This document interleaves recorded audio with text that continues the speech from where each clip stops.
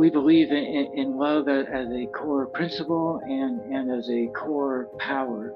I find that in the spiritual community, love is most often not understood. I find most people relating love to light, like as though love is a certain frequency of light that feels good, as though love is a certain frequency of light that nurtures and heals, while other frequencies are not love. And that's incomplete and just not accurate. We are in a universe of love and light. I know you've all heard that in the spiritual community, that we are love and light. We're in a universe of love and light. So love being a principal force that stands on its own. Light is vibration, frequency. Light is a certain range of frequency that's photonic. There's a range of frequencies that our consciousness devotes as something that we can see. But when we say light in these terms, we mean all we mean energy. So there's vibration. Everything in the universe is formed of vibration, but love is completely outside of that.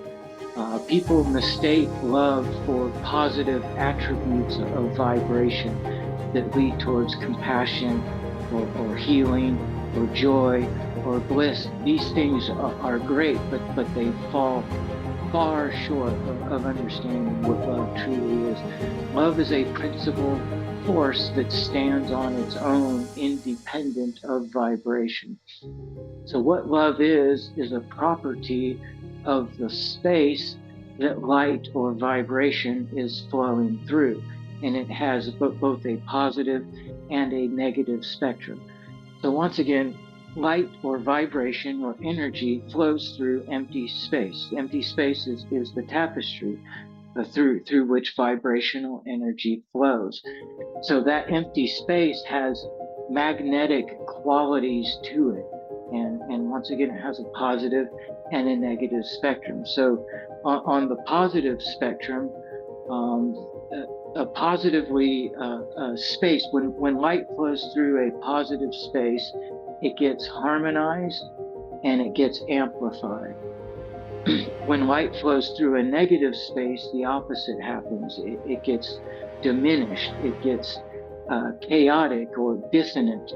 It loses harmony. It loses those properties. So when light is flowing through a space of intense love, that light gets brighter. That light gets more brilliant. And as multiple vibrations are streaming through this same positive, supporting, loving space, they get harmonized one with the other. All energy that flows through a loving, supporting space gets amplified, gets multiplied, gets held, and gets harmonized. If enough love exists within a space, then what is called light can be made into form. So love is very powerful. It is the most powerful force in the universe. And I mean that not just, I mean physically powerful. I mean that a being of greater love could effortlessly swat down in spiritual warfare a being of lesser love. Because the more love that you have within you, the more magnetic your space is. And empty space is the primary core of it's where your consciousness is seated. We are seated in emptiness. We observe vibrations as they flow through us. We create energy as we think and move and feel and breathe. And as physical beings, we tend to identify ourselves as the physical manifestation of energy, which is matter. And as we begin to wake up in our ascension process, we upgrade that identity. We say, oh, we're not the physical body, we're the energy. We're the energy that flows through this. Yes, that's true. There's nothing that you're not. It's all collective consciousness. You are one with all things. But primary to the physical matter, to the energy that flows through it, is the space that all of this is happening within. And that's where your consciousness, your true I am awareness, is situated within that empty space. So there are positively oriented beings and there are negatively oriented beings. And that's a quality of the space that they hold, determines the type of energy that they attract. Not only that, but it determines the effect that they have on the energy that they attract.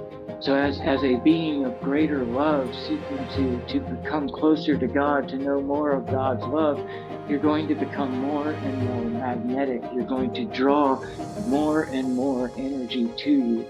The term light worker is used really heavily in the spiritual community.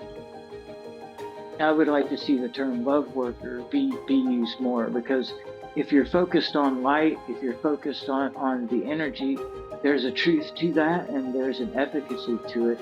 But if you drop that and choose instead to be focused in the love, in the space within your being, if you're constantly nurturing this quality of love, then you're going to attract more light.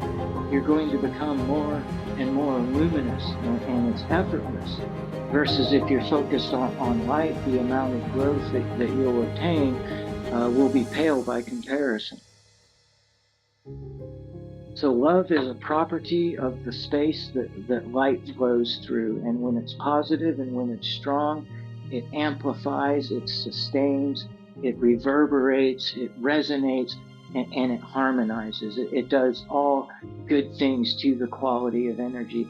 And obviously, God is the greatest core of that love. And once again, that aspect of God which dwells in the universal center is the Christ consciousness, and it dwells within you, within the very center of your own heart, which is why mystics throughout all the ages have found that the heart chakra is the source of love, that this is the most powerful chakra, not just in terms of love's ability in human terms to make a better world, but I'm also talking about strength, about power, about pure presence, that love is the core of that.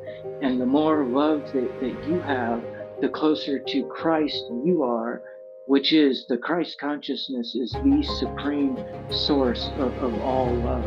It's the mind of God, the parental consciousness compressed to a supreme point and holding this space that harmonizes all vibrations that pass through it, that amplifies all light that passes through it. So in this journey, we seek to come closer to Christ, closer to the Christ consciousness as it dwells within us. As we do, we begin to strengthen our love, which makes us more attractive, makes us more luminous, makes us more magnetic.